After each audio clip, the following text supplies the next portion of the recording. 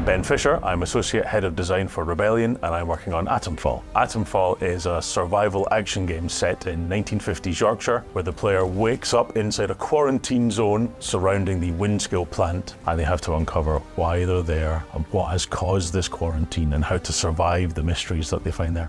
With Atomfall, we wanted to try something new, and that involved bringing in lots of different reference points. One of the games that has influenced Atomfall is obviously, you can see some parts of something like Fallout in there, but also other games in that similar genre like Metro, even a bit of BioShock. When you start the game, you wake up in a bunker inside this nuclear quarantine zone. You don't know who you are, you don't know how you connect to this larger story. The major motivator for the player through the story is finding out how they relate to this disaster, what this disaster is, how they can escape. We don't tell you what your backstory is, but we plant clues through the game about what it might be.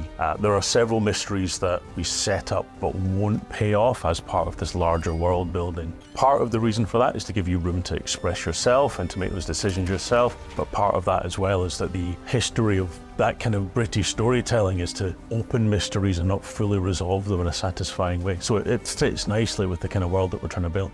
We wanted the combat in this game to feel very kind of brutal, high stakes, kill or be killed survival. So the combat system blends melee combat options with ranged combat, so you can find melee weapons and throw them, you can kick enemies, you can smack them with a heavy strike or jab at them with lighter strikes. And we want you to mix up these options, so you've got to choose every shot carefully. So that kind of high intensity survival is the philosophy we had in mind when building the game. But we want to make sure as many players as possible can enjoy the play experience. So we've approached difficulty in a slightly different way, and we approach it instead as different play styles. So the game has a survival element, it has a combat element, and it has an investigation element. And we give the player the options at the start of the game to fine-tune any of those channels of gameplay to have the play experience that they prefer.